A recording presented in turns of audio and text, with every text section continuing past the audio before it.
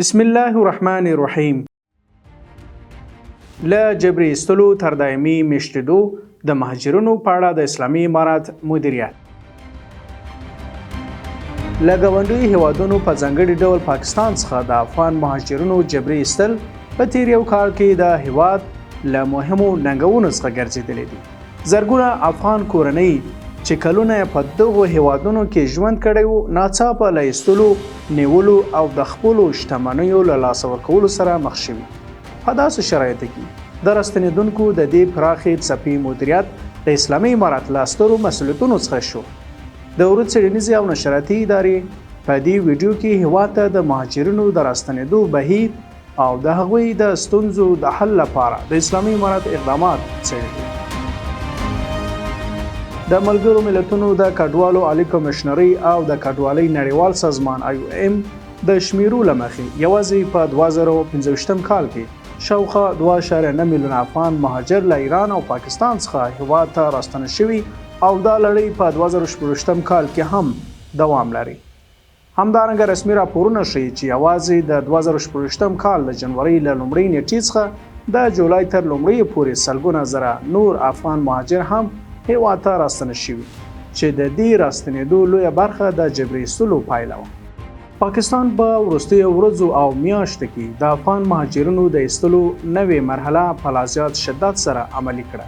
د ملګرو ملتونو راپورونه ښیي چې ګڼ شمېر مهاجرین له ایستلو وړاندې نیول شوي، د خپلو شتمنیو د لیږد فرصت یې نه درلود او ډیرو کورنیو د نیولو او ایستلو پر مهال د پاکستاني ځواکونو له نامناسب چلند، فشار او تاوتریخوالي شکایت کړی دی. ملګرو ملتونو او نړیوالو بنسټونو هم څو ځله له پاکستان څخه غوښتي چې د مهاجرینو انساني کرامت ته درناوی وکړي او د هغوی د بېرته ستنېدو بهیر د نړیوالو اصولو له مخې مدیریت کړي. بل لور ته اسلامي امارت د مهاجرینو د ستونزو د حل عالي کمیسیون په جوړولو سره هڅه وکړه چې د راستنېدونکو د منلو او مېشتېدلو بهیر مدیریت کړي. په سرحدي دروازه کې د مهاجرینو د ثبت، هرکلي او لیږد لپاره ځانګړي مرکزونه جوړ شول. په دغو مرکزونو کې د هویت ثبت، د خوراکي توکو او پاکو اوبو ویش، روغتیایي خدمتونه، لنډمهاله استوګنځای، د سیم کارتونو ویش، ولایتونو ته د وړیا لیږد او اړمنو کورنیو ته د نغدو او غیر نغدو مرستو ویش ترسره شوی دی. د مهاجرینو په اړه د اسلامي امارت له مهمو پروګرامونو څخه یو هم د هغوی لپاره د دایمي استوګنې برابرول دي. د اسلامي امارت د بیان مرستیال ملا حمدالله فطرت ویلي چې په ټول افغانستان کې د مهاجرینو د دایمي مېشتېدو لپاره 58 استوګنیز ښارګوټي ځانګړي شوي دي. د دغو ښارګوټو له ډلې په 10 ښارګوټو کې د ځمکو د ویش لړۍ روانه ده او تر اوسه پورې 95,548 د ځمکې نمرې مهاجرینو ته ویشل شوي دي او دا بهیر لا هم دوام لري. دغه پروګرام د وروستیو کلونو له سترو مېشتېدلو پروژه څخه ګڼل کیږي چې موخه یې راستنه شویو کورنیو ته د دایمي سرپناه برابرول دي. د دې پروګرام ترڅنګ اړوندو ادارو تذکرو د ویش، ښوونځیو ته د ماشومانو د معرفي کولو، د روغتیایي خدمتونو د وړاندې کولو، د کارموندنې د زمینې برابرولو او له خیریه او مرستندویه بنسټونو سره د همغږۍ چارې هم پرمخ وړي دي.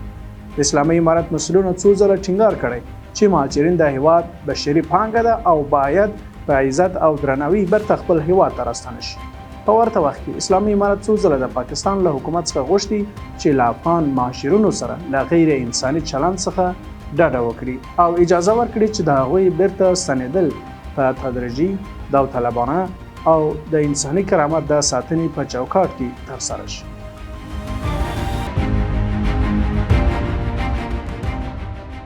په ټوله کې ویلی شو چې د مهاجرینو پراخ راستنېدل د وروستیو کلونو له سترو ملي ازموینو څخه دي. اسلامي امارت په دې بهیر کې د ثبت او هرکلي د مرکزونو په جوړولو، د لومړنیو خدمتونو په برابرولو، د راستنېدونکو په لیږد او د 58 استوګنیزو ښارګوټو په ځانګړي کولو سره هڅه کړې چې د زرګونو کورنیو لپاره د مېشتېدو او د نوي ژوند د پیل زمینه برابره کړي. بېشکه د راستنېدونکو ستونزو ته رسېدنه او هغوی ته د باعزته ژوند د شرایطو برابرول له مهمو مسؤلیتونو څخه دی چې د دغو کورنیو راتلونکي او د هېواد د ابادۍ بهیر هم تر اغېز لاندې راولي. د یو آباد او سوکاله افغانستان په هیله له تاسو څخه مننه چې تر پایه مو زموږ ملتیا وکړه.